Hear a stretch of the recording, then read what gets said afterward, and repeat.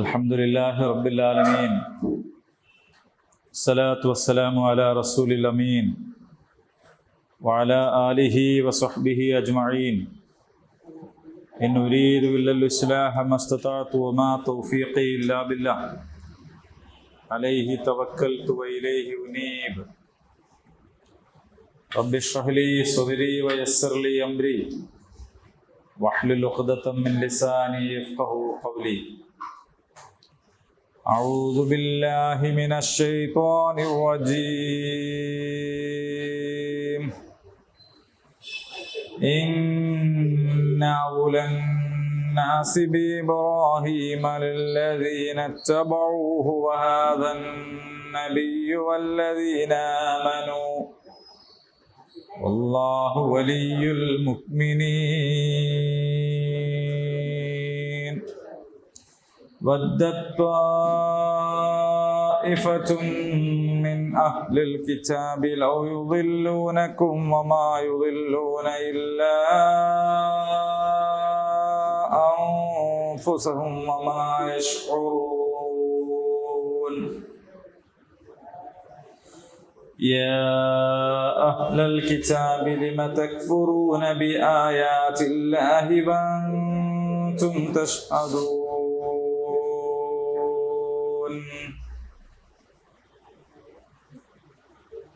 കഴിഞ്ഞ ക്ലാസ്സിൽ നമ്മൾ 68-69 ആയത്തുകൾ പാരായണം ചെയ്തു എങ്കിലും അതിനു മുൻപുള്ള ആയത്തുകളുടെ വിശദീകരണം നിർവഹിച്ച് തീരുമ്പോഴേക്കും സമയം അവസാനിച്ചതാണ്. നമ്മുടെ ജീവിതം അങ്ങനെയാണ്.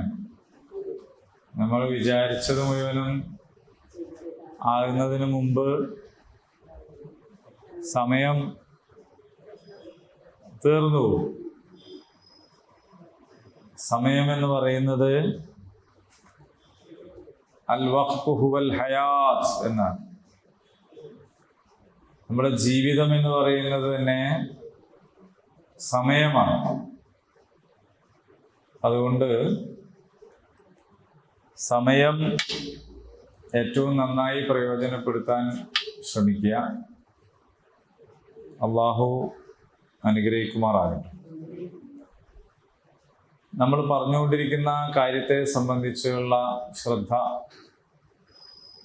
അതെന്താണ് എന്നതിനെ കുറിച്ചുള്ള ഓർമ്മ നിങ്ങളിൽ എല്ലാവരിലും ഉണ്ടാകും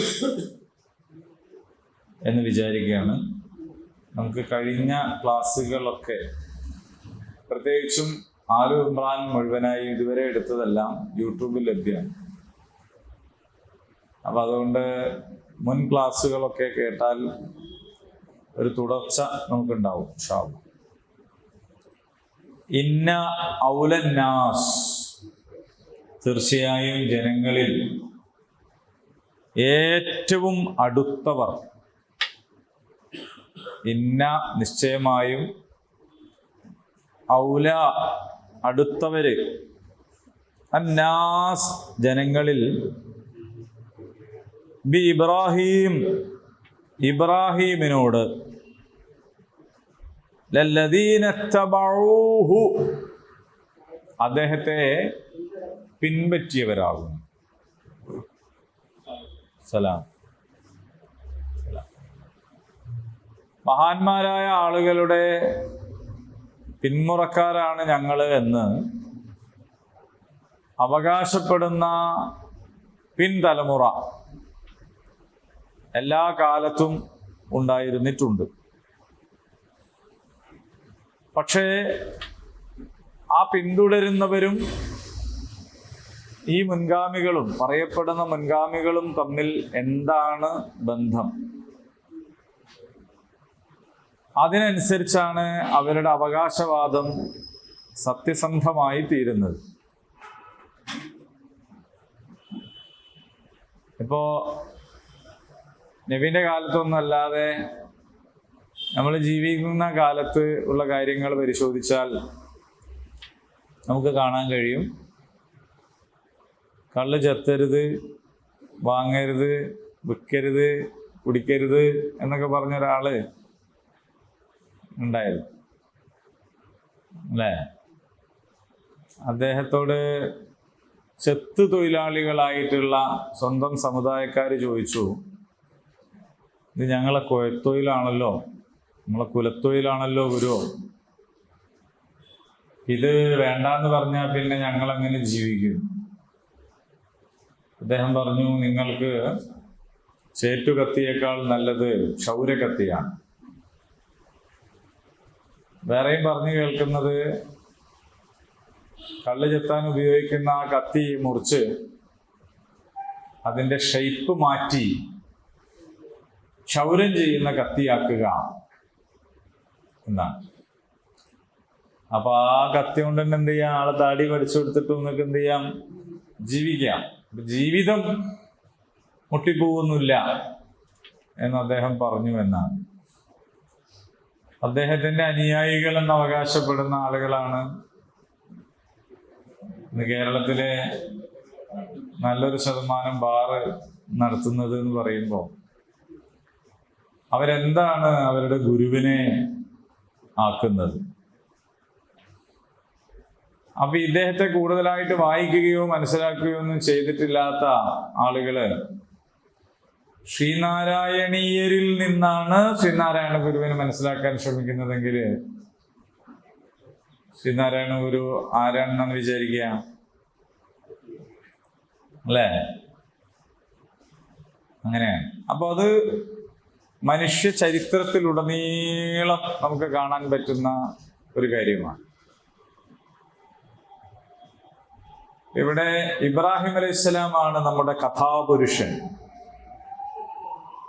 ഇവര് പറയുന്നത് ഞങ്ങൾ ഇബ്രാഹിമിന്റെ ആളുകളാണ് എന്നാണ്. മുശ്രിക്കുകളും അവകാശപ്പെട്ടത് ഞങ്ങൾ ഇബ്രാഹിമിന്റെ ആളുകളാണ് എന്നാണ്. എന്നിട്ട് അവര് ചെയ്തത് ഒരു വിഗ്രഹം ഉണ്ടാക്കിയിട്ട് അതിന് ഇബ്രാഹിം എന്ന് പേരിട്ട് അത് കഅബയിൽ സ്ഥാപിച്ചു എന്നാണ്. നിങ്ങൾ ആലോചിച്ച് നോക്കൂ, ഇബ്രാഹിം അലൈഹിസ്സലാം എന്താണ് ചെയ്തത്? ഇബ്രാഹിം അലൈഹിസ്സലാം എന്താണ് പഠിപ്പിച്ചത്? ഇബ്രാഹിം നബിയെ സ്നേഹിക്കുന്നു എന്ന് പറഞ്ഞിട്ട്, ഇബ്രാഹിമിന്റെ മില്ലത്താണെന്ന് പറഞ്ഞിട്ട് എന്താണ് ഇവര് ചെയ്യുന്നത്? അല്ലേ? My dear brothers and sisters എന്ന് വിളിച്ച ഒരാളില്ലായിരുന്നോ ചിക്കാഗോയിൽ പോയിട്ട്? അദ്ദേഹത്തിന്റെ പേര് സ്വാമി വിവേകാനന്ദൻ എന്ന ആശ്രമനാമം. നരേന്ദ്രൻ എന്നായിരുന്നു അദ്ദേഹത്തിന്റെ പേര്. സ്വാമി വിവേകാനന്ദൻ എന്ന പേരിൽ അറിയപ്പെട്ട ആ മനുഷ്യൻ, അദ്ദേഹത്തിന് ബ്രദേഴ്സ് ആൻഡ് സിസ്റ്റേഴ്സ് എന്ന് പറയുന്ന കോൺസെപ്റ്റ് എവിടെ നിന്ന് കിട്ടിയതായിരിക്കും? നിങ്ങൾ ആലോചിച്ച് നോക്കൂ. ഇന്ത്യയിൽ നിന്ന് കിട്ടിയതായിരിക്കൂല എന്തായാലും. കാരണം ബ്രഹ്മാവിന്റെ മുഖത്ത് നിന്ന് ബ്രാഹ്മണനും, കൈകളിൽ നിന്ന് ക്ഷത്രിയനും, അല്ലേ, കാലിന്റെ തുടയിൽ നിന്ന് വൈശ്യനും, കാൽപാദങ്ങളിൽ നിന്ന് ശൂദ്രനെയും സൃഷ്ടിച്ചു എന്ന് വിശ്വസിക്കുന്ന ചാതുർവർണ്ണ വ്യവസ്ഥ ആണ് ഇന്ത്യയുടെ പൈതൃകമായിട്ട് അവർ പറയുന്നത്. അത് യഥാർത്ഥ പൈതൃകമല്ല, പക്ഷെ ചാതുർവർണ്ണ വ്യവസ്ഥയാണ് ഇന്ത്യയുടെ ഒരു ഹൈന്ദവ വ്യവസ്ഥയായിട്ട് പറയുന്നത്. യഥാർത്ഥത്തിൽ അത് ആര്യന്മാര് കൊണ്ടുവന്നതാണ്. ഇന്ത്യയിൽ ഉണ്ടായിരുന്നത് ദ്രാവിഡന്മാരാണ്. ഈ പ്രൊഫഷണൽ ആരാധ്യരും ദൈവങ്ങളും ഒന്നും ദ്രാവിഡന്മാർക്ക് ഉണ്ടായിരുന്നില്ല. അവർക്കുണ്ടായിരുന്നത് കാവുകളും പിന്നെ പ്രതിഷ്ഠകളും മരങ്ങളും കല്ലുകളും ഒക്കെ. എല്ലാ നാട്ടിലെയും ആളുകൾക്ക് ഒരേ ദൈവമായിരുന്നില്ല. അവർക്ക് ഓരോരോ നാട്ടിലും ഓരോരോ ദൈവങ്ങളാണ്. അതിന്റെ ശേഷിപ്പുകളൊക്കെ എപ്പോഴും നമുക്ക് കാണാൻ പറ്റും, അല്ലെ? ഓരോ സ്ഥലത്തേക്ക് നമ്മൾ ചെന്നാൽ അവിടെയുള്ള ആൾക്കാർ, അല്ലെ, കുലവൻകാവ്, പിന്നെ അങ്ങനെ ഓരോരോ ആളുകൾ. അപ്പൊ ഓരോ സ്ഥലത്തും ഓരോരുത്തരായിരിക്കും. നമ്മളെ ഊട്ടുകുളത്തമ്മ എന്ന് പറയും, പാലത്ത് അങ്ങനെ ഒരാൾ. അങ്ങനെ ഓരോ സ്ഥലം. അല്ല, അയ്യപ്പനൊക്കെ പിന്നെ എല്ലാ സ്ഥലത്തും ഉള്ള ആളല്ലേ. എല്ലാ സ്ഥലത്തുള്ള ആളല്ലാതെ പ്രാദേശിക ദൈവങ്ങളാണ്. ദ്രാവിഡന്മാരുടെ ഒരു രീതി അങ്ങനെയാണ്, അവരങ്ങനെയാണ് ആരാധിച്ചത്. ഓരോ സ്ഥലത്തിനും ഓരോ ആൾക്കാർ. ഗുരുവായൂരപ്പൻ, കൊടുങ്ങല്ലൂർ അമ്മ, അല്ലേ? അതങ്ങനെ ഉദാഹരണം പറയാൻ പറ്റുമോ അറിയില്ല, കാരണം അത് പ്രൊഫഷണൽ ദൈവങ്ങളുടെ വേറെ ആവിഷ്കാരങ്ങളാണ്. പറഞ്ഞു വന്നത് ഇത്രയേ ഉള്ളൂ. അപ്പൊ ഇന്ത്യയുടെ ചാതുർവർണ്ണ വ്യവസ്ഥയിൽ നിന്ന് ഒരിക്കലും ബ്രദേഴ്സ് ആൻഡ് സിസ്റ്റേഴ്സ് എന്ന് വിളിക്കാൻ കഴിയില്ല. All Indians are brothers and sisters നമ്മുടെ ഭരണഘടനയിലുള്ളതാണ്. അങ്ങനെയാണ് എല്ലാ ഇന്ത്യക്കാരും എൻ്റെ സഹോദരനും സഹോദരിയുമാണ് എന്ന് പറയാൻ കഴിയുക. അങ്ങനെ പറയാൻ കഴിയണമെങ്കിൽ പ്രതിജ്ഞയിൽ അങ്ങനെ വരണമെങ്കിൽ ഇസ്ലാം സംസ്കൃതിയുടെ വലിയ സ്വാധീനം കൊണ്ടാണ് അങ്ങനെ വരുന്നത്. അല്ലാതെ അങ്ങനെ പറയാൻ കഴിയില്ല. ഇന്ത്യയുടെ ഒരു ജാതി വ്യവസ്ഥയിൽ വെച്ച് അങ്ങനെ പറയാൻ കഴിയില്ല. പറയാൻ കഴിയോ? ഒരു നായർക്ക് ഒരു തീയരെ സഹോദരനായി കാണാൻ പറ്റുമോ? പാണനും പുലയനും ചെറുമനും അങ്ങനെ തുടങ്ങി അവരൊക്കെ എത്ര അടി വിട്ടു നിൽക്കണം എന്നതിന് കണക്കുണ്ടായിരുന്നു ഈ അടുത്ത കാലം വരെ. തൊട്ടടുത്ത് നായർ ഈഴവായിക്കും എന്നൊക്കെ പറയുന്ന രാഷ്ട്രീയം ഇതിനു മുമ്പ് ഉണ്ടായിട്ടുണ്ട്. അവർക്കത് മുന്നോട്ട് കൊണ്ടുപോകാൻ കഴിയാത്തതിന്റെ കാരണം എന്താണെന്ന് ചോദിച്ചാൽ, ഇത് നമ്മൾ കാന്തത്തിനെ കുറിച്ച് കൊണ്ട് പഠിച്ചില്ലേ, സജാതീയ ധ്രുവങ്ങളും വിജാതീയ ധ്രുവങ്ങളും എന്നൊക്കെ പറഞ്ഞിട്ട്. ഞാൻ വിചാരിച്ചു ഞാൻ സ്കൂളിൽ പോയില്ല, ലീവായിരുന്നിട്ട് പറയാണ്. അപ്പോ അങ്ങനെയൊക്കെ ഉണ്ട്. ചിലത് ഒന്നിച്ച് നിൽക്കൂല, അങ്ങനെ പ്രശ്നം. അപ്പൊ ഇന്ത്യയുടേതല്ല, ഇസ്ലാമിൻ്റെതായ ഒരു കോൺസെപ്റ്റാണ് യഥാർത്ഥത്തിൽ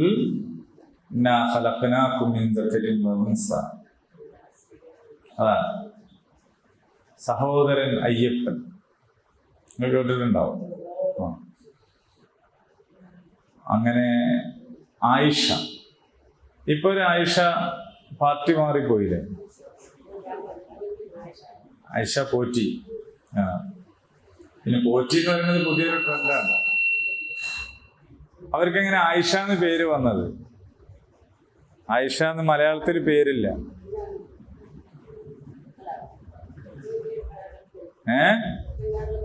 തെക്കൻ കേരളത്തിലും മലയാളത്തിലും ഇല്ലല്ലോ. സലീം കുമാറില്ലേ, ദേശീയ അവാർഡ് ജേതാവ്, സിനിമാ നടൻ. പിന്നെ കാണാനൊരു ലുക്കില്ല എന്നുള്ളൂ, ഭയങ്കര ബുദ്ധിയാണെന്ന് പറയുന്നുണ്ട്. അപ്പൊ സലീം കുമാർ എന്ന് പറയുന്ന കക്ഷി, അദ്ദേഹത്തിന്റെ പേര് സലീം എന്ന് മാത്രമായിരുന്നു എന്ന് അദ്ദേഹം ഒരു ഇന്റർവ്യൂവിൽ പറയുന്നത്. മാഷാണ് പോലും മുസ്ലിം ആണെന്ന് വിചാരിക്കാതിരിക്കാൻ ഒരു കുമാർ കൂടി ചേർത്തിരുന്നു. സലീം എന്ന് മാത്രം വിളിക്കുമ്പോൾ മുസ്ലിമാന്ന് വിചാരിക്കണ്ടെന്ന് വിചാരിച്ചിട്ട് കുമാറും കൂടി ചേർത്തിയത്. അപ്പൊ ദലിതരായിട്ടുള്ള ആളുകൾ, ജാതിയിൽ താഴ്ത്തപ്പെട്ട ആളുകൾ, അതിൽ നിന്നൊരു മോചനം കിട്ടുന്നതിന് വേണ്ടിയാണ് എന്ത് ചെയ്യുന്നത്, ആയിഷാന്നും സലീമെന്നും ഒക്കെ പേരിടുന്നു. അപ്പൊ ബ്രദേഴ്സും സിസ്റ്റേഴ്സുമാണ് എല്ലാ ഇന്ത്യക്കാരും, എല്ലാ ലോകത്തുള്ള മനുഷ്യരും എന്ന കാഴ്ചപ്പാട് സാർവദേശീയ സാഹോദര്യ സങ്കല്പം ഇസ്ലാമിൻ്റെതാണ്. ആനുഷംഗികമായി സൂചിപ്പിച്ചു എന്നേ ഉള്ളൂ. പറഞ്ഞത് വിവേകാനന്ദനെ പ്രൊമോട്ട് ചെയ്യുന്ന, അദ്ദേഹത്തിൻ്റെ ഫോട്ടോ വെക്കുന്ന ആളുകൾ പക്ഷെ വിവേകാനന്ദൻ പ്രസംഗിച്ച ഈ മാനവികതയുടെ വക്താക്കളല്ല. അപ്പൊ ആളുകളുടെ ഫോട്ടോ വെക്കുക, ബിംബങ്ങൾ ഉണ്ടാക്കുക, ഞങ്ങൾ ആ ആളുടെ ആളാണ് എന്ന് പറയാം, എന്നിട്ട് നേരെ വിപരീതം പ്രവർത്തിക്കും. മൊയ്തീൻ ഷേഖ് യഥാർത്ഥത്തിൽ എന്താണെന്ന് ചോദിച്ചാൽ, ഇസ്ലാമിക സമൂഹത്തിൽ പറ്റിപ്പിടിച്ച ശിർക്ക് ബിദ്അത്തുകൾക്കെതിരെ ശക്തമായി പോരാടിയ ഒരു മനുഷ്യനായിരുന്നു. ആ മനുഷ്യന് തന്നെ എന്ത് ചെയ്യുന്നു, വിളിച്ചു പ്രാർത്ഥിക്കുന്നു. ഈസ അലൈഹിസ്സലാം നല്ല ക്ലാസിക് ഉദാഹരണമാണ്. ഈസ അലൈഹിസ്സലാം എന്താ ചെയ്തത്? യഹൂദരായ പുരോഹിതന്മാര് അള്ളാന്റെ ദീനിനെ വളച്ചൊടിച്ചപ്പോ പൗരോഹിത്യത്തിനെതിരെ രംഗത്ത് വന്ന ആളാണ് ഈസാ അലൈഹിസ്സലാം. ഈസാ നബിന്റെ പേരിൽ തന്നെ പിന്നീട് എന്താവുന്നു, പൗരോഹിത്യ സമൂഹം പുതിയ പുതിയ സഭകൾ രൂപീകരിച്ച് ഈസാ നബിനെ തന്നെ വിളിച്ചു പ്രാർത്ഥിക്കും. അള്ളാഹു പറയാണ്, നിങ്ങൾ ഇബ്രാഹിമിന്റെ ആളുകളാണെങ്കിൽ യഥാർത്ഥത്തിൽ ഇന്ന ഔലന്നാസി ബിഇബ്രാഹിം, ഇബ്രാഹിമിനോട് ജനങ്ങളിൽ നിന്ന് ഏറ്റവും അടുത്തവർ ആരാണ്? ലല്ലദീന തബഉ, അദ്ദേഹത്തെ ഇത്തിബാഅ് ചെയ്യുന്നവരാണ്. വഹാദൻ നബിയ്യ്, ഈ നബിയും വല്ലദീന ആമനു, പിന്നെ വിശ്വസിച്ചവരും. അപ്പൊ ഇബ്രാഹിം അലൈഹി സ്വലാമിനോട് ഏറ്റവും അടുത്ത ആൾക്കാർ ആരാണ് എന്ന് ചോദിച്ചാൽ മക്കയിലെ മുശ്രിക്കുകളോ മദീനയിലെ വേദവിശ്വാസികൾ ആയ ക്രൈസ്തവരും യഹൂദരോ അല്ല. ആരാണ്? അദ്ദേഹത്തെ പിന്തുടരുന്നവരാണ്. ഇതാ ഈ നബിയും വിശ്വസിച്ചവരുമാണ് ഇബ്രാഹിമിനോട് അടുത്ത ആളുകൾ. വല്ലാഹു വലിയുൽ മുഅ്മിനീൻ, അള്ളാഹു സത്യവിശ്വാസികളുടെ രക്ഷകനാണ്. അപ്പോൾ സമുദായം, ജാതി എന്നുള്ള പേരിൽ കുറ്റം കൊണ്ടതുകൊണ്ട് രക്ഷപ്പെടൂല എന്നാണ് അള്ളാഹ് പറയുന്നത്. ഇബ്രാഹിം നബിന്റെ മകൻ ഇസ്ഹാഖ് നബിയുടെ മകൻ യാക്കൂബ് നബിയുടെ സന്താന പരമ്പരയായ ഇസ്രായേൽ സമൂഹമായ ഞങ്ങളാണ് ഏറ്റവും ശ്രേഷ്ഠരായ ആളുകൾ എന്നവർ പറയുന്നു. ഇബ്രാഹിമിന്റെ മകൻ ഇസ്മായിലിന്റെ പരമ്പരയിൽപ്പെട്ട ഞങ്ങളാണ് ഏറ്റവും ശ്രേഷ്ഠരായ ആളുകൾ എന്ന് മക്കയിലെ മുശ്രിക്കുകളും പറയുന്നു. അള്ളാഹ് പറയാണ്, നിങ്ങൾ ഈ വംശപാരമ്പര്യം കൊണ്ടുവന്നിട്ടൊന്നും കാര്യമില്ല. ഇബ്രാഹിം നബിയുടെ മില്ലത്ത്, വത്തബിഉ മില്ലത ഇബ്രാഹിമ ഹനീഫ, നിങ്ങൾ ഹനീഫായിട്ടുള്ള ഇബ്രാഹിമിന്റെ പാത പിന്തുടരുക. ആരായിരുന്നു ഇബ്രാഹിം? അമാകാന മിനൽ മുശ്രിക്കീൻ, അദ്ദേഹം ശിർക്ക് ചെയ്തവരിൽപ്പെട്ടവനായിരുന്നില്ല എന്നാണ്. ഇബ്രാഹിം നബിയെ കുറിച്ച് കേൾക്കുമ്പോൾ നിങ്ങൾക്ക് എന്താ തോന്നുന്നത്? ഒരു പാവം, ഒരു സാധു, നാട് വിട്ട് ഇങ്ങനെ പോവുക, അലിഞ്ഞിങ്ങനെ പോവുക, വയസ്സനായിട്ടും കുട്ടികളൊന്നുമില്ല. അവസാനം ഒരു കുട്ടീനെ കൊടുത്ത് അതിനെയും പിടിച്ച് അറക്കാൻ പറഞ്ഞ്, പാവം അല്ലേ?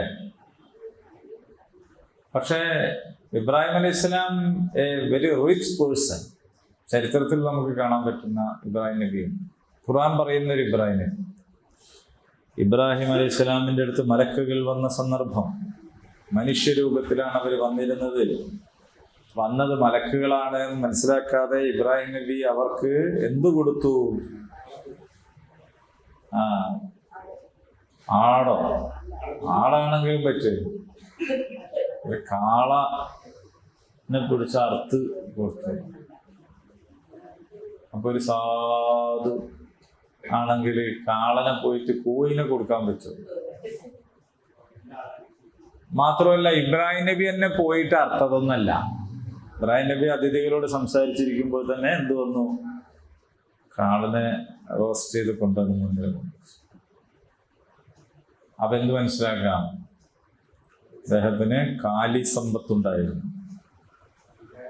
ഇങ്ങനെ ഒരാൾ വന്നാൽ പണിയാക്കി ഇതൊക്കെ സൈസാക്കി റെഡിയാക്കി കൊടുക്കാനുള്ള പണിക്കാരും അവിടെ ഉണ്ടായിരുന്നു. അങ്ങനെ ഇബ്രാഹിം നബിനെ നിങ്ങൾ കേട്ടണോ ചരിത്രത്തില്? സമ്പന്നനായ, ധാരാളക്കണക്കിന് കാലികളുള്ള, കാലികൾ എന്ന് പറഞ്ഞാല് മുമ്പത്തെ വലിയ ഒരു സാമ്പത്തിക സോഴ്സാണ്, ഒരു ചെറിയ സംഗതി അല്ലത്. മേൽമയൊന്നുമില്ലെന്ന്.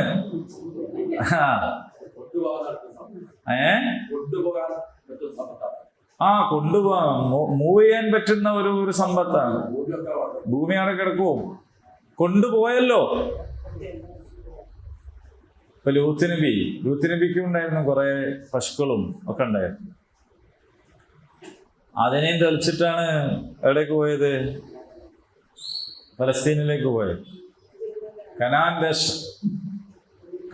ദേശത്തേക്ക് ലൂത്ത് നബിനെ നിയോഗിച്ചു.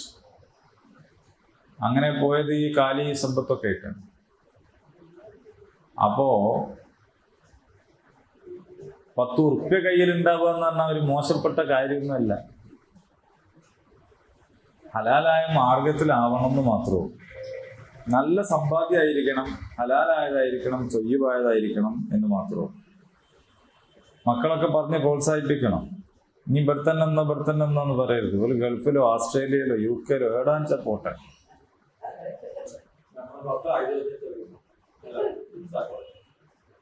അതൊന്നും വേണ്ട. നമ്മൾ അഴിമന്ദിരത്തിൽ പോകുന്നതുകൊണ്ടാ വെച്ചാല് നമുക്കൊരു 60 വയസ്സാകുമ്പോൾ എനിക്ക് വയസ്സായി നല്ലൊരു ആരംഭിച്ചു. അങ്ങനൊന്നും അല്ലാണ്ട് ഉഷാരയോഗ്യങ്ങള്. അപ്പോ അങ്ങനൊന്നും വേണ്ടി വരില്ല. നമ്മൾ ഉഷാറായാൽ മതി. പിന്നെ നമ്മൾ എൻഗേജ് ആവണം. എൻഗേജ് ആയി കഴിഞ്ഞാൽ പ്രശ്നം. ഈ എൻഗേജ്മെന്റ് ഇല്ലാതാവുമ്പോഴാണ് പെട്ടെന്ന്. നമ്മളെ വിഷയത്തിൽ തിരിച്ചു വരികയാണെങ്കിൽ, ഇബ്രാഹിം അലൈഹിസ്സലാം അങ്ങനെയുള്ളൊരു പേഴ്സൺ ആയിരുന്നു നമുക്ക് മനസ്സിലാക്കാം. അതേ, കാരണം നമ്മളെപ്പോഴും ഇസ്ലാമിനെ കുറിച്ചും ഇസ്ലാമിന്റെ ആൾക്കാരെ പറ്റിയും ഇസ്ലാമിന്റെ ഭരണാധികാരികളെ കുറിച്ചും ഒക്കെ നമ്മൾ എന്താ പറയാ, ഒരു ഒയലിച്ചാണ് പറയാ. ഇങ്ങനെ ഇപ്പൊ നിങ്ങൾ ആലോചിച്ച് നോക്കൂ, അവസ്ഥകളൊന്നും മനസ്സിലാക്കാതെയാണ് ഒരു കാര്യം വിശദീകരിക്കുന്നതെങ്കിൽ ഒരാളിങ്ങനെ വയത് പറയാണ്, ഇസ്ലാമിക സാമ്രാജ്യത്തിലെ മഹാരാജാവിനെ കാണാൻ വേണ്ടി അന്യദേശത്ത് നിന്ന് ഒരാൾ വന്നു. അയാൾ ആ നാട്ടിലുള്ള ഏറ്റവും വലിയ ഒരു കൊട്ടാരം തെരഞ്ഞ് നടക്കവേ അങ്ങനെ ഒരു കൊട്ടാരം അദ്ദേഹം കണ്ടില്ല. അങ്ങനെ അദ്ദേഹം ഇങ്ങനെ ആരാണ് ഇവിടുത്തെ രാജാവെന്ന് ചോദിച്ചപ്പോൾ ഒരു പറഞ്ഞു, ഞങ്ങൾക്ക് അങ്ങനെ രാജാവൊന്നുമില്ല, നമ്മളെ ഖലീഫയാണ്. എവിടെ? അതാ കിടക്കുന്നു ആ മരത്തിന്റെ ചുവട്ടിൽ. അപ്പൊ അയാൾക്ക് അത്ഭുതം തോന്നി. ഇങ്ങനെ ഒരു മരത്തിന്റെ ചുവട്ടിൽ കിടന്നുറങ്ങാൻ കഴിയുന്ന ഒരാളാണോ ഇവിടുത്തെ രാജാവ് എന്ന് അത്ഭുതം തോന്നി. ഇതൊക്കെ സംഭവം ശരിയാണ്. അതിന്റെ ഒരു മാനം എന്താണെന്ന് വെച്ചാല്, അദ്ദേഹം നിർഭയനായിരുന്നു. ധാരാളക്കണക്കിന് അംഗരക്ഷകര് നാട്ടുകാർ തന്നെ പിന്നാലെ കൂടി കൈകാര്യം ചെയ്യാൻ പോകുന്ന ഒരവസ്ഥയിലായിരുന്നില്ല നാട്ടിലെ ഭരണാധികാരി. നാട്ടിലുള്ളവർക്കും സമാധാനമാണ്, നാട്ടുകാർ അയാൾക്കും സമാധാനം കൊടുക്കും. ഇങ്ങനെയുള്ള ഒരു നല്ല ഒരു കണ്ടീഷനായിരുന്നു നാട്ടിൽ എന്നാണ് അതിന്റെ അർത്ഥം. പക്ഷെ ഈ പശ്ചാത്തലമൊന്നും അറിയാത്ത ഒരു പുതിയ കുട്ടിനോട് ഇത് പറയുമ്പോൾ, ഇസ്ലാമിലെ ഭരണാധികാരിക്ക് വരെ കിടന്നുറങ്ങാൻ പോരല്ല, മരത്തിന്റെ ഉടനെ കിടന്നത് എന്ന് ചിന്തിച്ചു നോക്കിയാൽ അവർക്ക് ഇസ്ലാമിനെ കുറിച്ച് മനസ്സിലാവില്ല. മനസ്സിലായില്ലേ? അപ്പൊ ഞാൻ പറയണത് ഇങ്ങനെ ഉണ്ടല്ലോ, മദീനയിലൊരു കിണർ വെക്കാനുണ്ട്, ഒരു റൂമാ. ആരാണത് വാങ്ങുക എന്ന് വെച്ചല്ലോ, ആരാണത് വാങ്ങുക? പോയി നോക്കുമ്പോ ഇയാളാണെങ്കിൽ ഒരു സ്ഥലത്തും ഇല്ലാത്ത ജാതി വരെ. ആരാ വാങ്ങിയത്? ഉസ്മാൻ റളിയല്ലാഹു. എങ്ങനെ വാങ്ങി? ലോൺ എടുത്ത് വാങ്ങിയൊന്നല്ല, EMI ബജാജൊന്നല്ല. അങ്ങനെയുള്ള പല പരിപാടികളും. അപ്പോ എങ്ങനെ വാങ്ങിയതെന്ന് ചോദിച്ചാൽ കയ്യിൽ പൈസ കൊടുത്തു. എന്താ വാങ്ങിയത്? എന്ത് കിണറ്? വെള്ളം കോരുന്ന കിണറല്ല വാങ്ങിയത്, സ്വർഗത്തിലെ കിണറാണ് വാങ്ങിയത്. ആ സ്വർഗത്തിലെ കിണർ വാങ്ങാൻ കയ്യിൽ എന്ത് വേണോ? ഉണ്ടാൻ പറഞ്ഞ നമ്മളിങ്ങനെ ആൾക്കാരോടെ പൈസ ഉണ്ടാക്കൽ മോശമാണ് പറഞ്ഞിട്ട് കേട്ട് പൈസ ഉണ്ടാക്കാണ്ടിരിക്കും. പോയിട്ട് പള്ളി ഉണ്ടാക്കാൻ പൈസയും ചോദിക്കും. അങ്ങനല്ല, ഹലാലായ മാർഗത്തിൽ, ത്വയ്യിബായ മാർഗത്തിൽ പണം ഉണ്ടാക്കാനുള്ള അവസരങ്ങൾ ഉണ്ടാക്കി കൊടുക്കണം. മഹല്ല് കമ്മിറ്റിയൊക്കെ എന്റർപ്രണർഷിപ്പിൽ ട്രെയിനിങ് കൊടുക്കണം. നല്ല നല്ല നിക്ഷേപകരെയും സംരംഭകരെയും ഒക്കെ ഉണ്ടാക്കിയെടുക്കാൻ ശ്രമിക്കണം. ഇരിക്കട്ടെ. അപ്പോൾ ഇവിടെ പറഞ്ഞത് ഇത്രേ ഉള്ളൂ. നിങ്ങൾ പാരമ്പര്യം പറഞ്ഞിട്ടോ, നിങ്ങൾ കുലം മഹിമ പറഞ്ഞിട്ടോ, സമുദായവും ജാതിയും പറഞ്ഞിട്ടോ ഒന്നും കാര്യമില്ല. ഇബ്രാഹിം നബിയോട് ഏറ്റവും അടുത്തവര് ഇബ്രാഹിം നബിനെ പിന്തുടരുന്നവരാണ്. നമുക്കും ഇത് ബാധകമാണെന്ന് അർത്ഥം. ക്രിസ്ത്യാനികളും ജൂതന്മാരെയും വിറ്റ് എന്തോ കുറ്റം പറയാനല്ല ഇപ്പൊ ഇത് പറഞ്ഞിരുന്നത്. നമ്മളും അതേപോലെ ഒരു സമുദായം ആയി മാറരുത് എന്നാണ് ഈ പറഞ്ഞതിന്റെ അർത്ഥം. വഹാദൻ നബിയ, ഈ നബിയാണ് ഇബ്രാഹിം നബിയോട് ഏറ്റവും അടുത്ത ആള്. വല്ലദീന ആമനു, പിന്നെ വിശ്വസിച്ച ആൾക്കാരുമാണ്. അല്ലാഹു വലിയുൽ മുഅ്മിനീൻ. മുഅ്മിനീങ്ങളുടെ രക്ഷകൻ ആരാണ്? അതാണ്. വദ്ദത് ആഗ്രഹിച്ചു, തായിഫത്തുൻ ഒരു കൂട്ടര്, മിൻ അഹ്ലിൽ കിതാബ് വേദക്കാരിൽ നിന്നുള്ള ഒരു കൂട്ടര്, ലൗ യുദല്ലൂനക്കും നിങ്ങളെ വഴിതെറ്റിക്കാൻ കഴിഞ്ഞെങ്കിൽ എന്ന് ആഗ്രഹിച്ചു. അമാ യുദല്ലൂന അവർ വഴിതെറ്റിക്കുന്നില്ല, ഇല്ലാ അൻഫുസഹും അവരെ തന്നെയല്ലാതെ, വമാ യശ്ഉറൂൻ അവരത് അറിയുന്നില്ല എന്ന് മാത്രം. പിന്നെ നജ്റാനിലെ ക്രൈസ്തവര് മദീനയിലേക്ക് വന്നത് തന്നെ എന്തിനാന്ന് വെച്ചാല് മുഹമ്മദ് നബീനെ തന്നെ ഒന്ന് ക്രിസ്ത്യാനിയാക്കിയാലോ എന്ന് വെച്ചിട്ട് വന്നതാണ്. പക്ഷെ യഥാർത്ഥത്തിൽ പിന്നെ ഈ പുരോഹിതന്മാര് ചെയ്തുകൊണ്ടിരിക്കുന്നത് നിങ്ങളെ വഴിതെറ്റിക്കാനാണ്. പക്ഷെ അവരെന്നെന്താണ്? വഴി തെറ്റാണ്. നിങ്ങളെ വഴിതെറ്റിക്കാൻ ശ്രമിക്കുന്നവർ സ്വയം എന്താണ്? വഴി തെറ്റാണ്. ഇന്നലെ നിങ്ങളൊരു യുക്തിവാദിന്റെ പോസ്റ്റ് കണ്ടോ ഫേസ്ബുക്കില്? ഉമ്മ മരിച്ചപ്പോ ഉള്ള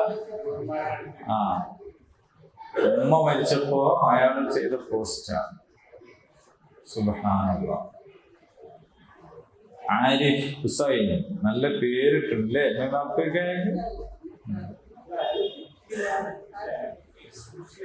എക്സ് മുസ്ലിം എന്ന് പറഞ്ഞിട്ട് കേളെ കാണുമ്പോഴൊക്കെ ഓർമ്മാവുക.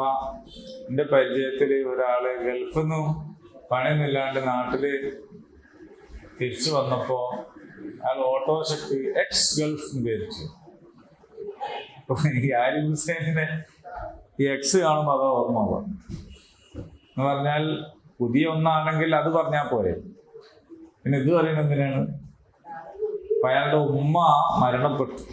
ഏതൊരു മനുഷ്യനും സ്വന്തം ഉമ്മ മരിച്ചാല് അല്ലേ ചുരുങ്ങിയ പക്ഷെ അന്ന് പോസ്റ്റ് താണ്ടിരിക്കുക നല്ലതൊന്നും പറയാനില്ലെങ്കിൽ. പക്ഷെ അയാൾ പ്രയോഗിച്ച ഒരു പദം, അയാളുടെ ഒരു ശൈലി വളരെ വൃത്തികെട്ട രീതി. അപ്പൊ അയാൾ മതങ്ങൾക്ക് മൂല്യമില്ലെന്നും മുഹമ്മദ് സല്ലല്ലാഹു അലൈഹി വസല്ലം സംസ്കാരമില്ലാത്തവനാണെന്നും നഅൂദുബില്ല, ആയിഷ റളിയല്ലാഹു അൻഹയെ കുറിച്ചുമൊക്കെ അപവാദങ്ങൾ പറഞ്ഞുകൊണ്ടിരിക്കുന്ന നിരന്തരം പോസ്റ്റ് ഇടുന്ന ഒരാള് എന്താണ് ആയത്? ബാക്കിയുള്ളവരെ പഴിപ്പിക്കാൻ മെനക്കെട്ടിട്ട് അയാൾ സ്വയം എന്താവുകയാണ് ചെയ്തത്? പഴിക്കാൻ. എൻ്റെ പരിചയത്തിലുള്ള വേറൊരു എഴുത്തുകാരൻ ഇന്നലെ അതിന് പ്രതികരണമായിട്ടിട്ടത്, ഞാൻ യുക്തിവാദി ആവാത്തത് സ്വഭാവം പെടുക്കാണ്ടിരിക്കാനാണ്. സംഗതി മൊത്തത്തിൽ നോക്കുമ്പോൾ യുക്തിവാദി ആവാനൊക്കെ തോന്നും. പക്ഷെ യുക്തിവാദികൾ മൊത്തം പഠിച്ചു നോക്കുമ്പോ സ്വഭാവം എടുക്കണം എന്ന് പറഞ്ഞാൽ ആളുകളോടുള്ള അനുകമ്പ, ദയ, സ്നേഹം, ബഹുമാനം, ആദരവ്, പ്രതിപക്ഷ ഇതൊന്നും ഉണ്ടാവില്ലല്ലോ. അതൊക്കെ അങ്ങോട്ട് പോയി പോവുകയാണ് ചെയ്യുക. കാരണം ഒരു മനുഷ്യനിലേക്ക് ഈ പറഞ്ഞ വികാരങ്ങളൊക്കെ ഇട്ടു തരുന്നത് മതബോധമാണ്. ആ മതബോധം മൈനസ് ചെയ്താൽ പിന്നെ ഒരാൾക്ക് എന്തുമായി മാറാം എന്നാണ്. ചില ആൾക്കാർ പുറമേക്ക് പറയും എനിക്ക് മതമില്ല, ദൈവവിശ്വാസമല്ല എന്നൊക്കെ പറഞ്ഞാലും ഉള്ളില് അതുണ്ടാവുന്നതിന്റെ ഫലമാണ് അയാളിൽ കാണുന്ന പലതരത്തിലുള്ള പച്ചപ്പുകൾ. പുറമേക്ക് ഇങ്ങനെ പറഞ്ഞാലും ഉള്ളിൽ എന്തുണ്ടാവും? എന്തോ ഒരു സംഗതി ഉണ്ടാവും.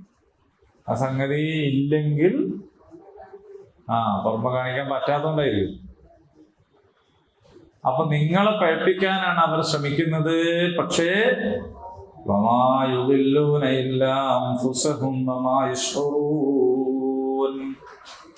അവർ സ്വയം തന്നെ പിഴച്ചു പോവുകയാണ് ചെയ്യുന്നത്, അവരത് അറിയുന്നില്ല. യാ അഹ്ലൽ കിതാബ്, അല്ലയോ വേദക്കാരെ. ഇത് പറഞ്ഞപ്പോ ഞാൻ ആദ്യമേ പറഞ്ഞിരുന്നു, ഈ വിളിയുടെ ഒരു സൗന്ദര്യം. അള്ളാഹു ഇങ്ങനെ വിളിക്കുമ്പോഴേ അല്ലയോ കിതാബിന്റെ ആൾക്കാരെ, എത്ര മനോഹരമായിട്ടുള്ളൊരു വിളിയാണ്. അല്ലയോ കാഫിരീങ്ങളെ എന്ന് വരെ വേണമെങ്കിൽ വിളിക്കാൻ പറ്റും. കാരണം ഒരു ദൈവത്തെ നിഷേധിക്കുന്നു. നിഷേധിക്കാൻ ദൈവം ഇല്ല എന്നല്ല, അള്ളാഹുവിന്റെ സിഫത്തുകളൊക്കെ നിഷേധിക്കുന്നു. അല്ലയോ മുശ്രിക്കുകളെ ഏതായാലും വിളിച്ചൂടെ? കാരണം അവര് ശിർക്ക് ചെയ്യും. വാല്യങ്ങളെ പേച്ചു പോയവരെ എന്ന് വിളിച്ചുകൂടെ, കാരണം അവര് പേച്ചു പോയിരിക്കുന്നു. പക്ഷെ അള്ളാഹു അവരെ വിളിക്കുന്നത് അല്ലയോ വേദക്കാരെ, അൽ കിതാബിന്റെ ആൾക്കാരെ എന്നാണ്. കാരണം അവരെ നന്നാക്കാനാണ് വിളിക്കുന്നത്. യാ അഹ്ലൽ കിതാബ് ലിമ തക്ഫുറൂന ബിആയാതില്ലാഹി വഅൻതും തശ്ഹദൂൻ. ലിമ എന്തുകൊണ്ടാണ്, തക്ഫുറൂന നിങ്ങൾ നിഷേധിക്കുന്നത്, ബിആയാതില്ലാഹ് അല്ലാഹുവിന്റെ ദൃഷ്ടാന്തങ്ങളെ. ഒന്നുകൂടി നോക്ക്, എന്താ അവര് ചെയ്യുന്നത്? കുഫറാണ് അവര് ചെയ്യുന്നത്. ലിമ തക്ഫുറൂന, നിങ്ങൾ എന്തിനാണ് കുഫർ ചെയ്യുന്നത്, നിങ്ങൾ എന്തിനാണ് നിഷേധിക്കുന്നത്, അള്ളാഹുവിന്റെ ദൃഷ്ടാന്തങ്ങളെ. എന്നിട്ടും അള്ളാഹ് പോലെ എന്താക്കുന്നില്ല, കാഫിരീങ്ങളെ എന്ന് വിളിക്കുന്നില്ല. നമ്മൾ സാധാരണ ചോദിക്കൂലേ, ശിർക്കല്ലേ ഒരു ചെയ്യുന്നത്, അപ്പൊ മുശ്രിക്കന്നല്ലേ? അങ്ങനല്ല. കുഫറല്ലേ ചെയ്യുന്നത്, എന്നാ കാഫറെ വിളിച്ചൂടെ? അങ്ങനല്ല, അങ്ങനൊന്നും വിളിക്കരുത്. ഒരാളെ അങ്ങനെ വിളിച്ചിട്ട് നമുക്ക് എന്താക്കാൻ പറ്റൂല, നന്നാക്കാൻ പറ്റൂല. ചില ആള് മക്കളെ മോനെ മോനെ മോനെ എന്ന് വിളിക്കും. അതിന്റെ മുമ്പ് പല മൃഗത്തിന്റെ പേരും ഉണ്ടാവും. ആ മോൻ നന്നാവോ? ഇല്ല. കാരണം അയാള് ആ മോൻ എന്നുള്ളത് മൈനസ് ചെയ്ത ബാക്കിയൊക്കെ വാപ്പല്ലേ. അപ്പൊ മക്കള് നന്നാവോ? നന്നാവൂല. അപ്പൊ അതുകൊണ്ട് വിളിക്കേണ്ടത് എപ്പോഴും യാ ബുനയ്യ. ഇബ്രാഹിം നൂഹ് നബി വിളിച്ചില്ലേ? ഈ നൂഹ് നബിനോട് മോൻ എന്തൊക്കെയാ പറയണേ? ബാപ്പേ നിങ്ങൾക്ക് ഉണ്ട് ചൂട്, എന്ത് വെള്ളം വരാനാണ് ഈ വല്ല വെള്ളമൊക്കെ അല്ലേ? മലമുകളിൽ കപ്പലുണ്ടാക്കുന്ന വരാത്. ഇനി അഥവാ മഴ ചെയ്തു നോക്കുക, വെള്ളം കൊണ്ട് കൂടിയാൽ തന്നെ ഞാൻ ആ മരത്തിന്റെ മുകളിലോ ഒക്കെ കേറിയിട്ട് അല്ലേ? ഇങ്ങനെ പറയുമ്പോ ആ മോനെ പറ്റിയിട്ട് നൂഹ് നബി വിട്ടുകളയല്ല ചെയ്യുന്നത്. ഓൻ ഈ ജാതി നിഷേധിയാണ്, ഓൻ പോട്ടെ എന്ന് വെക്കല്ല. യാ ബുനയ്യ ഞങ്ങളെ കൂടെ കേറിക്കിട്ടോ പൊന്നാര മോനെ. ബുനയ്യ എന്ന് പറഞ്ഞാല് അല്ലാത്ത ഒരു കുഞ്ഞിമോനെ എന്നൊക്കെ വിളിക്കൂലേ, പൊന്നെ മുത്ത എന്നൊക്കെ വിളിക്കണ ഒരു വിളിയാണ്. നമ്മൾ നന്നായി മനസ്സിലാക്കണം. നമ്മൾ സുബഹിസ്കരിക്കാൻ വിളിച്ചിട്ട് ഓൻ എണീച്ചില്ലെങ്കിൽ പിന്നെ നമ്മൾ ഓനെ പറ്റിയിട്ട് പറഞ്ഞ ജാതി മൃഗീയ ഭാഷകളൊന്നും ഉപയോഗിക്കരുത്. ചില ആൾക്കാർ ഓലെ പറ്റിയിട്ട് വേറെ വിരുന്നവനോടും പറഞ്ഞു വെക്കും, ഈ ബാൻ ഒരു മൂരി പറഞ്ഞായിരുന്നു പറഞ്ഞു, അയാൾ പോസുമായിരിക്കും പോട്ടെ. അതോടുകൂടി ഓൻ ആരാവും? അപ്പോ അങ്ങനൊന്നും പറയരുത്. അഭിസംബോധന ചെയ്യുമ്പോൾ വളരെ നല്ല നിലയ്ക്ക് വിളിക്കണം. ഭാര്യമാരൊക്കെ വിളിക്കുമ്പോ മുത്തേ സത്തേ പൊന്നെ എന്നൊക്കെ വിളിക്കണം. അല്ലാതെ പല ജാതി പേരും വിളിക്കരുത്. വിളിച്ചാല് തൽക്കാലം ഒരു ഒന്നും മിണ്ടൂലേക്കും. പക്ഷെ ഈ മിണ്ടാപ്രാണികൾ എന്ത് ചെയ്യും, മനസ്സിലിങ്ങനെ പലതും പറയുന്നുണ്ടാവും. മിണ്ടാപ്രാണികളാണ് ഇപ്പൊ പറഞ്ഞത്. ഇങ്ങക്ക് തിരിയായിട്ടാണ് എന്തല്ല, അങ്ങനൊന്നല്ല. നമ്മളൊക്കെ നല്ല ആൾക്കാർ. എനിക്ക് പൊതുവില് എനിക്ക് ഈ പക്ഷത്തോട് എനിക്ക് എന്തോ ഒരു പ്രത്യേക കാരണം. നിങ്ങൾ ആലോചിച്ചു നോക്കൂ, ഞാൻ എത്ര മെനക്കെട്ടിട്ടും ഇവര് വരുന്നതിന് മുമ്പ് വരാൻ കഴിയണില്ല. ഞാൻ കുറെ മെനക്കെട്ടു. ഒരു ദിവസം ഞാൻ ചോര എത്തിണ്ടാവില്ല എന്ന് രണ്ടൊക്കെ നിർത്തി നല്ല ഉഷാറായിട്ട് വന്നു നോക്കുമ്പോ അവിടെ കുത്തിരിക്കണം. ഞാൻ ചോദിച്ചു, നിങ്ങൾക്ക് ഇപ്പൊ മരുമക്കളൊക്കെ ഉണ്ടായിട്ടായിക്കൂലേ? മരുമക്കളൊന്നും ഉണ്ടായിട്ടല്ലോ. ഇവിടുതല്ലേ തജുദല്ലേ ഇവിടുത്തെ അതാണ് പറയുന്നത്. അൽഹംദുലില്ലാ. അപ്പൊ അതുകൊണ്ട് കാഫിർ കുഫർ ചെയ്യുന്നവരെ പോലും അല്ലാഹു കാഫിർ എന്ന് വിളിക്കണില്ല. ഒറ്റ സമയത്താണ് വിളിക്കാൻ അല്ലാഹ് പറഞ്ഞത്. അത് നമ്മൾ നേരെ ഉൾട്ടായിട്ടാണ് പറയലും. ഒറ്റ സമയത്ത് പറഞ്ഞിട്ടുണ്ട്, ഖുൽ യാ അയ്യുഹൽ കാഫിറൂൻ, വിളിക്കുക എന്നാണ്. നീ അവരെ വിളിക്ക്. യാ അയ്യുഹൽ കാഫിറൂൻ, അല്ലയോ നിഷേധികളെ. ലാ അഅ്ബുദു മാ തഅ്ബുദൂൻ. നമ്മൾ ഈ ആയത്ത് ഓതിയിട്ട് പറയുകണ്ടോ, ലക്കും ദീനുക്കും വലിയ ദീൻ, നിങ്ങൾക്ക് നിങ്ങളത് ഞങ്ങൾക്ക് എന്തൊരു സൗഹാർദ്ദമാണ്. അത് സൗഹാർദ്ദമല്ല, നോ കോംപ്രമൈസ് എന്നാണ് ആയത്തിന്റെ അർത്ഥം. സൗഹാർദ്ദമൊന്നും വിടൂല, പക്ഷേ കോംപ്രമൈസ് ഇല്ല. നിങ്ങൾക്ക് നിങ്ങളെ ദീന്, എനിക്ക് എൻ്റെ ദീൻ. നിങ്ങളെ ദീന് എൻ്റെ മേലും വേണ്ട, ഞാൻ നിങ്ങളെ മേലേക്കും വരുന്നില്ല എന്ന് മക്കത്തെന്നും പറഞ്ഞ ലാസ്റ്റ് വേർഡാണ്. മക്കത്തൊന്നും പിന്നെ അത് പറഞ്ഞിട്ട് വർത്താനില്ല. 13 കൊല്ലം അവിടെ പണിയെടുത്ത് അവരോട് അവസാനം അതും പറഞ്ഞിട്ട് പോയി. കോംപ്രമൈസ് ഇല്ല എന്ന് അതിൻ്റെ അർത്ഥം. പക്ഷെ നമുക്ക് ഇതിൻ്റെ അർത്ഥമൊന്നും അല്ലല്ലോ പ്രശ്നം. ലക്കും ദീനുക്കും വലിയ ദീൻ, നിങ്ങൾക്ക് നിങ്ങളത് അപ്പൊ എന്തോ ആവാ, നിങ്ങൾക്ക് നിങ്ങൾ എന്തോ ആയിക്കോളെ, നമ്മളൊന്നും ആവാന്നുള്ള കോലത്തിലാണ്. അങ്ങനല്ല. ബാക്കിയുള്ള സ്ഥലങ്ങളിലൊക്കെ വളരെ ശ്രദ്ധേയമാണ്. നിങ്ങൾ സൂറത്തുൽ ബയ്യിനയിൽ നോക്കൂ, മുശ്രിക്കുകളെ വേറെയും അഹ്ലു കിതാബിനെ വേറെയാ പറഞ്ഞു. അപ്പൊ അഹ്ലു കിതാബ് എന്ന് പറയുന്നത് ഈ ക്രിസ്ത്യാനികളും ജൂതന്മാരും ചുരുക്കി ചെയ്യുന്നില്ലേ ഉണ്ട്. എന്നിട്ട് പോലും മിനൽ മുശ്രിക്കീന അല്ലേ, അഹ്ലുൽ കിതാബിന് വേറെയാണ്. ലം യകുനുല്ലദീന കഫറൂ മിൻ അഹ്ലുൽ കിതാബി വൽ മുശ്രിക്കീന. അഹ്ലുൽ കിതാബും മുശ്രിക്കുകളും അത് വേറെയാണ് അത് പറഞ്ഞത്. അപ്പോൾ ഇവർ വേദത്തിന്റെ ആളുകളാണ് എന്നതിനെ അള്ളാഹു എന്ത് ചെയ്യുന്നു, അംഗീകരിക്കുന്നു. എന്നിട്ട് ഇവിടെ ചോദിക്കുന്ന ചോദ്യം എന്താന്ന് വെച്ചാൽ, എന്തിനാ നിങ്ങളത് നിഷേധിക്കണത്? വഅൻതും തശ്ഹദൂൻ, നിങ്ങൾ അതിന് സാക്ഷ്യം വഹിക്കുന്നുണ്ടെന്നിരിക്കെ എന്ന് പറഞ്ഞാൽ, ഈ വന്നത് മുഹമ്മദ് നബി അള്ളാഹിന്റെ റസൂലാണെന്നും അള്ളാഹുവിന്റെ റസൂലാണെന്നും ഇങ്ങനെയൊരു റസൂല് വരാനുണ്ടെന്നും അന്ത്യപ്രവാചകൻ ആണെന്നും ഒക്കെ എവിടെ ഉണ്ട്? അവര് ഓതുന്ന കിതാബിൽ തന്നെ ഉണ്ട്. അക്കിതാബിൽ നിന്ന് മനസ്സിലാക്കിയിട്ടുള്ള സത്യമാണ് അത്. എന്നിട്ടും നിങ്ങൾ എന്തിനാണ് നിഷേധിക്കുന്നത്? വീണ്ടും വിളിക്കുകയാണ്, യാ അഹ്ലൽ കിതാബ്, അല്ലയോ കിതാബിന്റെ ആളുകളെ, ലിമ തൽബിസൂനൽ ഹഖ്ഖ ബിൽ ബാതിൽ വതക്തുമൂനൽ ഹഖ്ഖ. എന്താ പറയുന്നത്? തൽബിസൂന എന്ന് പറഞ്ഞാൽ കൂട്ടിക്കുഴയ്ക്കുക. തൽബിസൂനൽ ഹഖ്ഖ, സത്യത്തെ കൂട്ടിക്കുഴയ്ക്കുന്നു, ബിൽ ബാതിൽ, അസത്യവുമായിട്ട്. സത്യത്തെ അസത്യവുമായിട്ട് കൂട്ടിക്കുഴയ്ക്കുന്നു. അപ്പൊ എന്താ സംഭവിക്കുക? അത് അസത്യം മാത്രം പറയുന്നതിനേക്കാൾ ഗുരുതരമാകും. അസത്യം മാത്രം പറയുന്നതിനേക്കാൾ ഗുരുതരമാണ് സത്യവും അസത്യവും കൂട്ടിക്കലർത്തൽ. കുപ്പിച്ചില്ല് മാത്രം വെച്ചു കൊടുത്താൽ ഒരു നായും തിന്നൂല.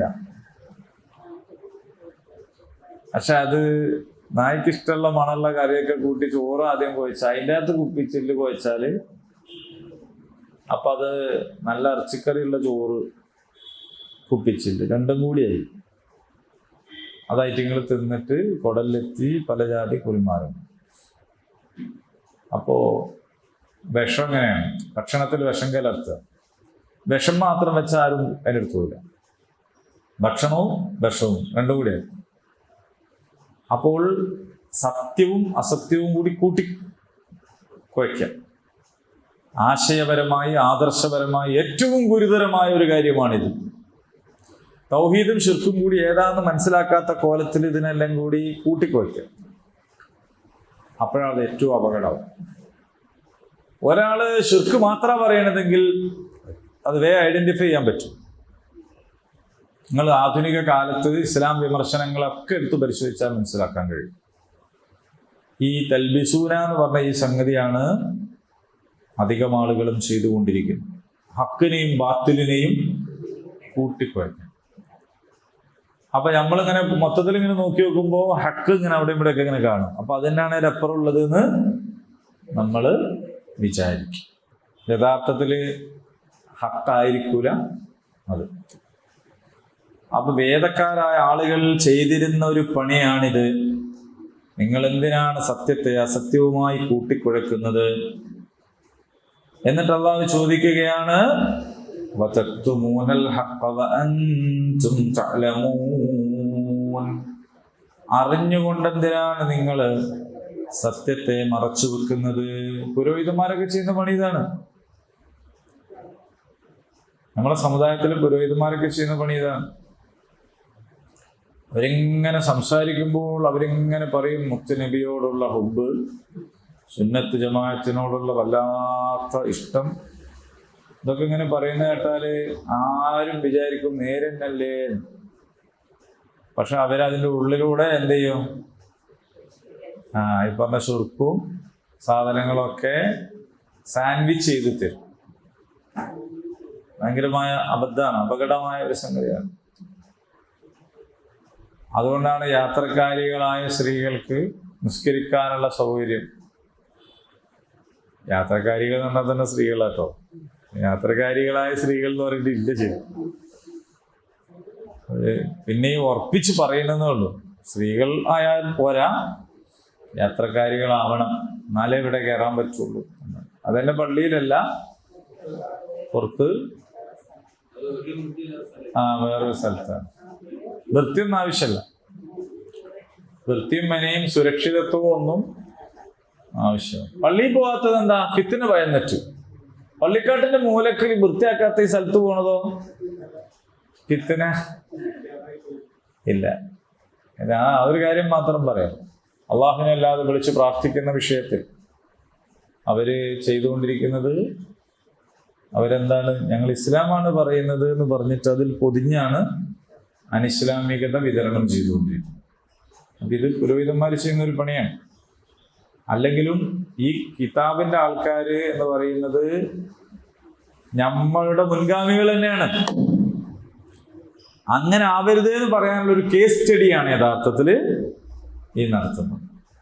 അങ്ങനെ നമ്മളിതിനെ മനസ്സിലാക്കിയെങ്കിലേ നമുക്കിത് മനസ്സിലാവുള്ളൂ. وقالت طائفة من أهل الكتاب آمنوا بالذي أنزل على الذين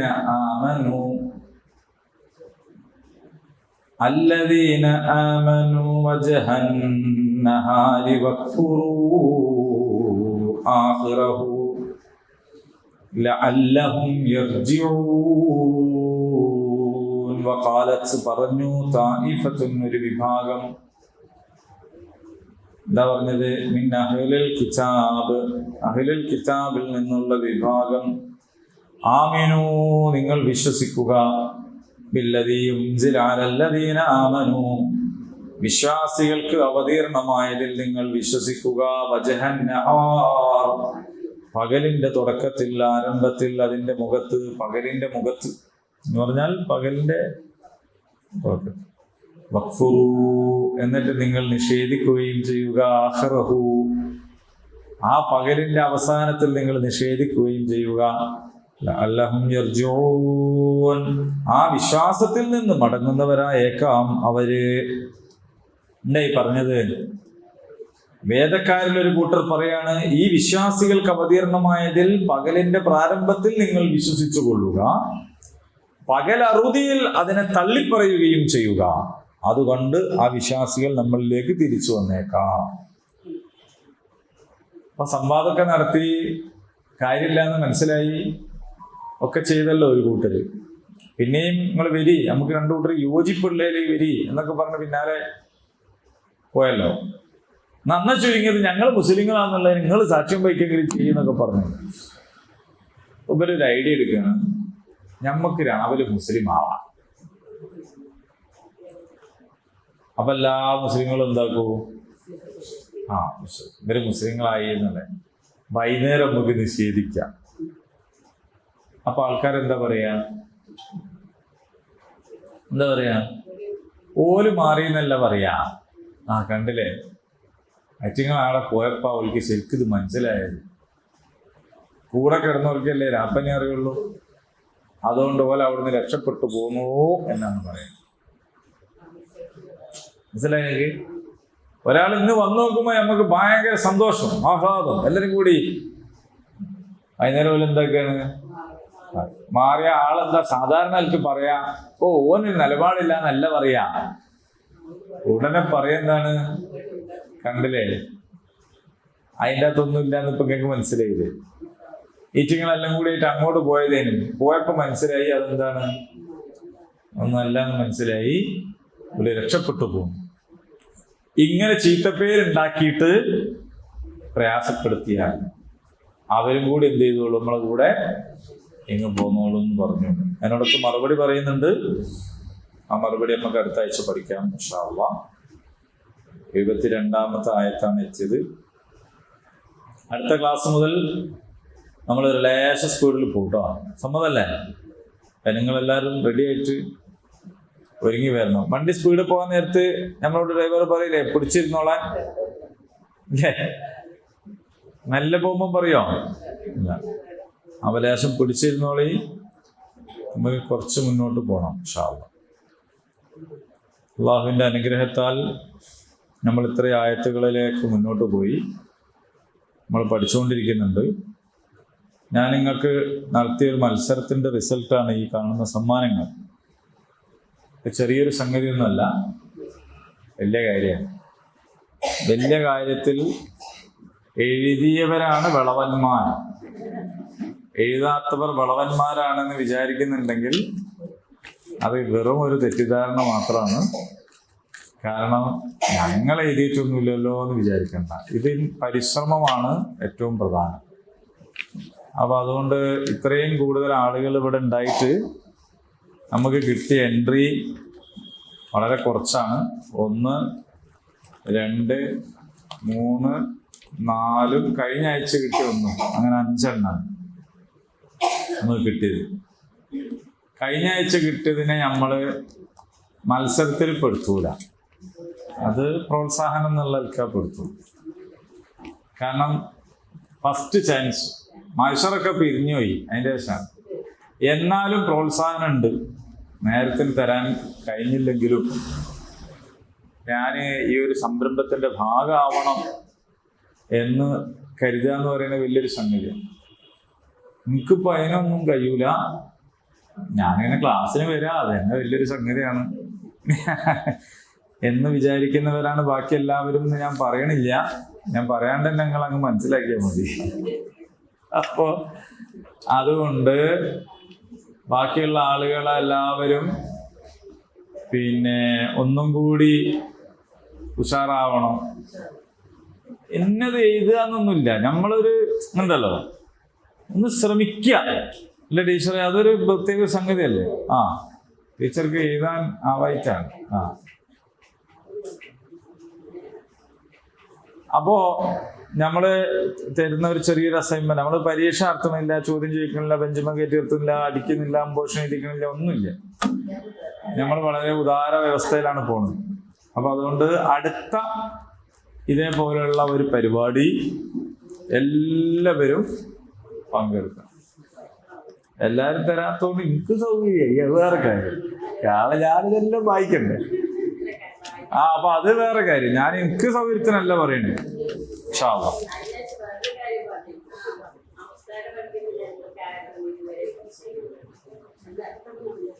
അതിന് സമ്മാനമൊന്നുമില്ല. ഇതില് അറ്റൻഡ് ചെയ്ത ആളുകൾ അബൂബക്കർ ബനിയാളിൽ, അതേപോലെ മാലിക്കോയ മാസ്റ്റർ, എല്ലാരെയും പ്രബന്ധം കൊണ്ടുപോകാനുള്ള കവറ് വരെ മാഷ കൊണ്ടുപോകും.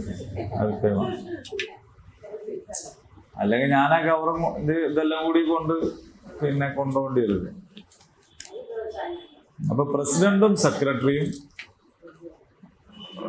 ഒരു പേരിന് ഇങ്ങനെ പ്രസിഡന്റും സെക്രട്ടറിയും ഒക്കെയല്ല, ഓരോ മുന്നിൽ തന്നെ നടക്കുന്നുണ്ട്. അതാ വിജയം എന്ന് നിങ്ങൾ കൈയടിച്ചാൽ പോരാ, നിങ്ങളുകൂടി എന്ത് ചെയ്യണോ, ആ ഒരു ലൈനിലേക്ക് വരണോ. അത് ഇറക്കില്ല. അതാണ് വിജയം. ഓരിങ്ങനെ പോയിക്കോട്ടെ നിൽക്കലല്ല.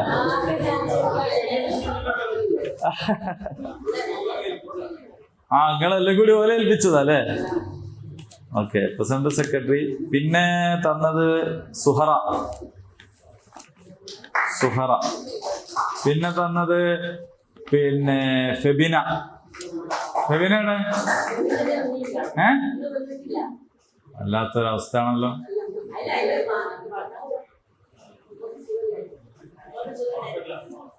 അള്ളാഹു ശിഫ കൊടുക്കട്ടെ. അപ്പോ പിന്നെ മുഹമ്മദ് സാഹിബാണ് കഴിഞ്ഞ ആഴ്ച നമുക്ക് തന്നത്.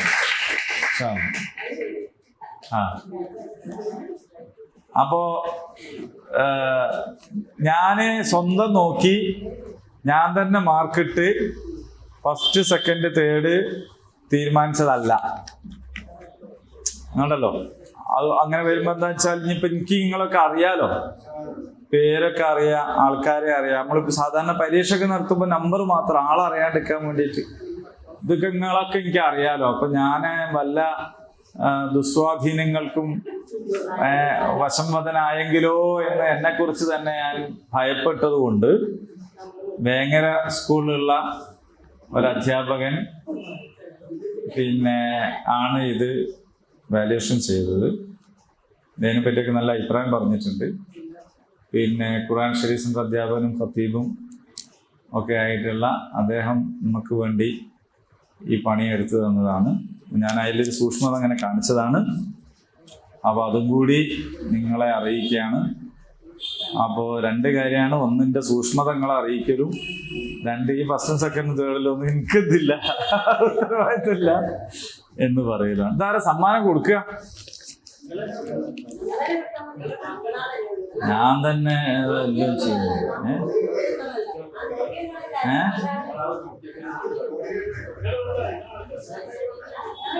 എന്നാ അവര് ഫസ്റ്റ് സെക്കൻഡ് ഒക്കെ എടുത്തര്. ഫസ്റ്റ് അടിയില, സെക്കൻഡ് തേർഡ് 2 പ്രോത്സാഹനം.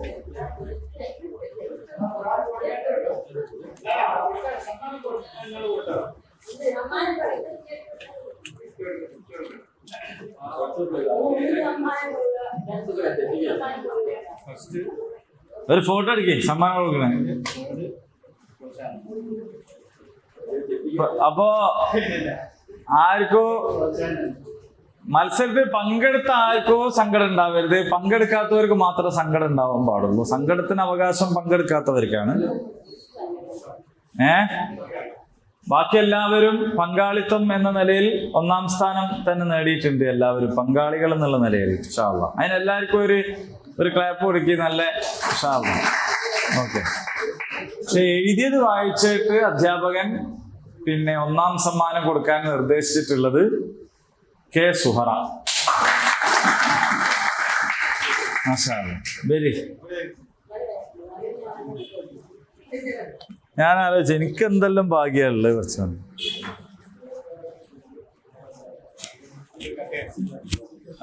അത് വേണമെന്നില്ല.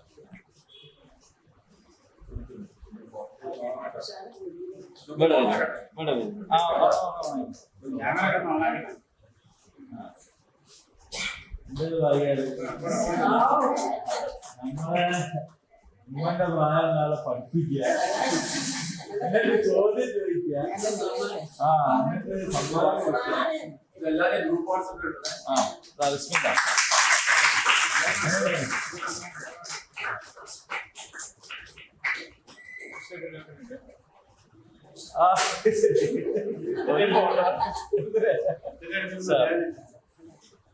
ഓക്കെ.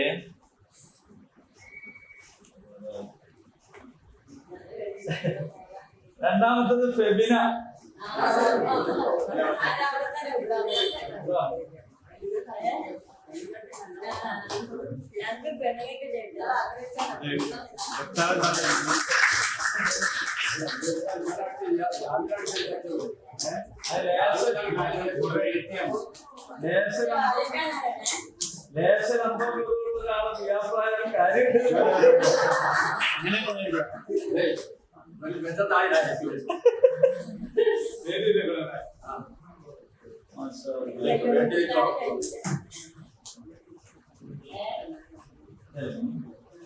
മൂന്നാം സമ്മാനം മാറിക്കോയ.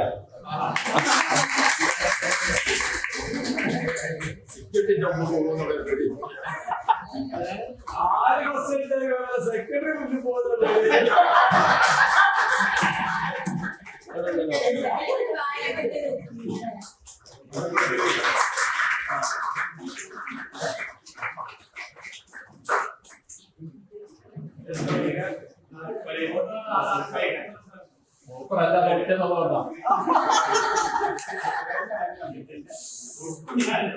ഇനി ആൾക്കാർക്ക്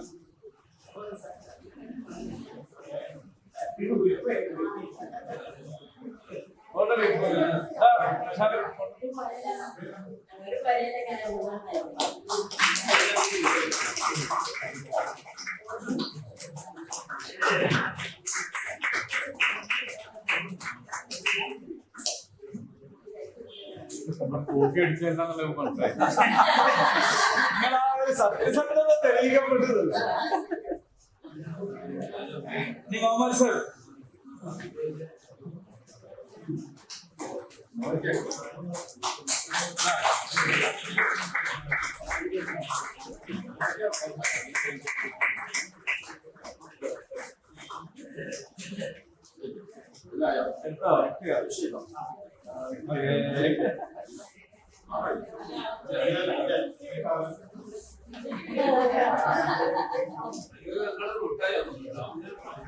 അപ്പൊ ഇനി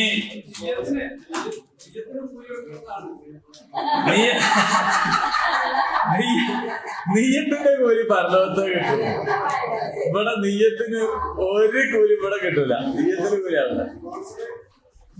ഇതൊക്കെ നമ്മളുടെ കോർഡിനേറ്റർക്ക് മാത്രം അറിയാവുന്ന രഹസ്യമാണ്. അതിന് ദുആ മാത്രം മതി എന്ന് പറയും. അപ്പോഴേ പിന്നെ എല്ലാവരും ഞാൻ എന്നുള്ള നിലക്ക് വരണം കേട്ടോ. അപ്പോഴാണ് നമ്മള് നല്ല നിലക്ക് പോകാൻ പറ്റും. എല്ലാ ആളുകളും ആ നിലക്ക് ഉണ്ടാവണം. അള്ളാഹു അനുഗ്രഹിക്കട്ടെ. എന്നാലും നിങ്ങളെ കുടുംബത്തിന്റെ ഒരു സത്യസന്ധത ആലോചിക്കുക. അവര് ഒന്ന് പേടിപ്പിച്ചും കാണിച്ചോണ്ടാന്ന് കാണിച്ചു കൊടുക്കൂലേ. പക്ഷെ അങ്ങനെയൊന്നും പറയാതെ വളരെ സത്യസന്ധമായിട്ട് ഓരോരുത്തരും അവനവന്റെ